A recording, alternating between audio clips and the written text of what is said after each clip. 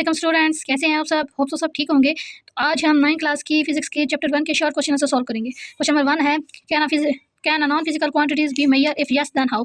कि जो non physical quantities होती हैं, मिकदारें होती हैं, क्या हम उसकी पैमाइश कर सकते हैं? इफ़ यस अगर हम कर सकते हैं तो देन हाउ, तो फिर कैसे? तो यहाँ पे इसका आंसर है नो, यानी कि नहीं कर सकते। Non physical quantities can not be measure, यानी कि नॉन फिजिकल क्वांटिटीज़ जो होती हैं, जो नॉन फिजिकल मिकदारें होती हैं, उनकी पैमाइश नहीं हो सकती। ठीक है, तो जैसे कि इसकी एग्जाम्पल, जैसे कि इसकी डेफिनेशन है, all the quantities which can not be measured using the tools and instruments are called non physical quantities. यानी कि ऐसी तमाम मिकदारें जो टूल्स और इंस्ट्रूमेंट्स को यूज़ करते हुए यूज़ करते हुए उनकी पैमाइश नहीं की जा सकती, वो नॉन फिजिकल क्वांटिटीज़ कहलाती हैं। फॉर एग्जाम्पल जैसे फियर, लव, विजडम, ब्यूटी, जैसे कि हम डर की पैमाइश नहीं कर सकते, विजडम की पैमाइश नहीं कर सकते, यानी कि अक्लमंदी की पैमाइश नहीं कर सकते, ब्यूटी की पैमाइश नहीं कर सकते, और इमोशंस की भी पैमाइश नहीं कर सकते। क्वेश्चन नंबर 2 है, what is the measurements name it's 2 parts. यानी कि मेजरमेंट्स क्या होती हैं और उसके 2 पार्ट्स लिखें। कि पैमाइश क्या होती है और उसके 2 हिस्सों के नाम लिखें। A measurement is a process of compression of unknown quantity with a wide accepted standard quantity. A measurement consists of 2 parts. इसके 2 हिस्से होते हैं, एक होता है नंबर 1, एक हिस्सा होता है नंबर, और सेकंड होता है यूनिट। क्वेश्चन नंबर 3 है, why do we need a standard unit for measurement. हमें पैमाइश के लिए स्टैंडर्ड यूनिट की क्यों जरूरत पड़ी, यानी कि स्टैंडर्ड यूनिट क्यों बनाए गए थे? तो इसका आंसर है, in the early days people use the measurement length to measure length using hand arm foot step, this may result in confusion. यानी कि जो शुरुआत के दिन थे उसमें जो लोग थे वो पैमाइश के लिए हाथ, बाजू, पाँव वगैरह का इस्तेमाल करते थे, और ऐसी पैमाइश के जो रिजल्ट होते थे उनमें कन्फ्यूजन होती, यानी कि जैसे कि हमारे हाथ पाँव का साइज एक जैसा नहीं होता, इसलिए सेम रिजल्ट नहीं होते थे। तो अवॉइड सच कन्फ्यूजन है, तो इस सारे मसले को हल करने के लिए, यानी कि नजरअंदाज हल करने के लिए, there is a need of standard so that the measurement by a person may result the same. The standard of measurement is known as a unit. इसलिए स्टैंडर्ड ऑफ जो यूनिट था मेजरमेंट के लिए वो ज़रूरी था। तो जो स्टैंडर्ड ऑफ मेजरमेंट है, इसको हम क्या कहते हैं? यूनिट भी कहते हैं। Right the name of 3 basis quantities and 3 divided quantities. यानी कि हम 3 जो बुनियादी मिकदारें हैं और उनसे जो अक्सशुदा, यानी कि उनसे जो फिर दोबारा से बनाई गई हैं, उनके नाम लिखें मिकदारों के। ठीक है, तो यहाँ पे बेस क्वांटिटीज़ है, इस पे फर्स्ट पे है मास, लेंथ, टाइम, और डिवाइडेड, यानी कि जो इनसे अक्सशुदा हैं वो है स्पीड, फोर्स, एक्सीलरेशन। तो ये था हमारा क्वेश्चन नंबर 4 का आंसर। आगे हमारे पास क्वेश्चन नंबर 5 है, विच ऐसा unit you will use to express the height for your desk.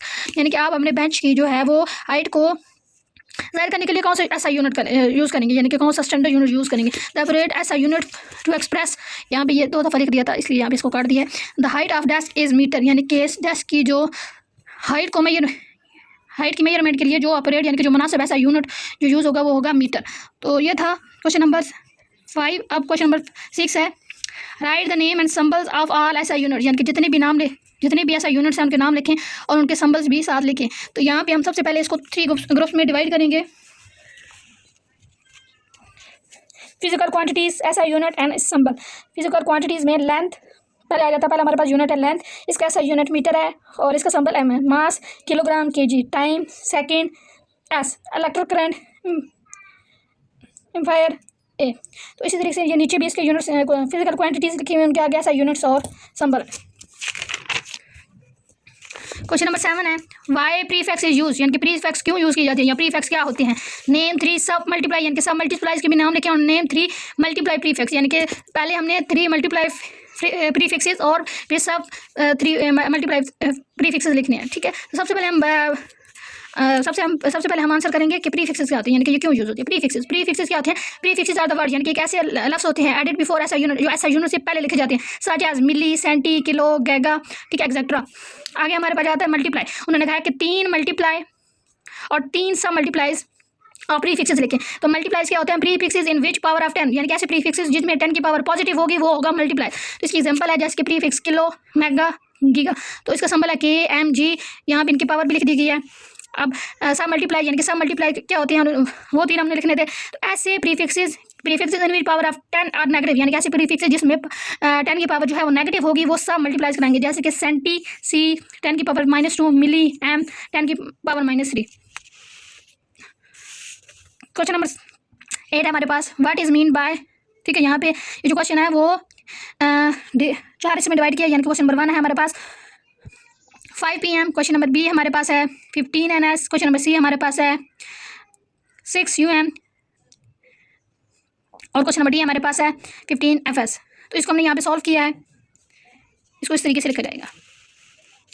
Question number 9 हमारे पास, for what purpose a vernier caliper is use, यहाँ पे भी क्वेश्चन को 4 हिस्सों में डिवाइड किया गया। पहला क्वेश्चन है कि वीनियर क्लिपियर क्या होता है।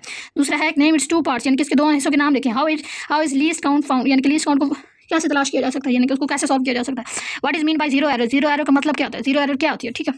तो यहाँ पे क्वेश्चन नंबर ए हम करेंगे। If an instrument used to measure small length down to 1/10 of a millimeter, अगर हमने मिलीमीटर की लेंथ जो है वो स्मॉलेस्ट लेंथ को मेजरमेंट करना है, इसके लिए हम क्या यूज़ करेंगे, वीनियर क्लिपियर। क्वेश्चन नंबर बी हमारे पास है 2 मेन पार्ट्स, यानी इसके 2 मेन पार्ट्स के नाम क्या होंगे, मेन स्केल और वीनियर स्केल। तो लीस्ट काउंट को कैसे फाउंड किया जाता है, यानी कि कैसे हम लीस्ट काउंट को सॉल्व कर सकते हैं, लीस्ट काउंट कैसे निकाल सकते हैं।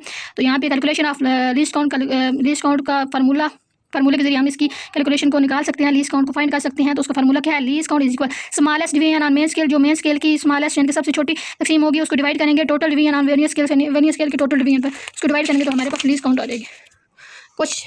और इसका पार्ट नंबर 4 है जीरो एरर। जीरो एरर क्या होता है, if on joining the A B, अगर ए बी को the zero of main scale and vernier scale do not exactly coincide with each other, then there is an error in the instrument called zero error.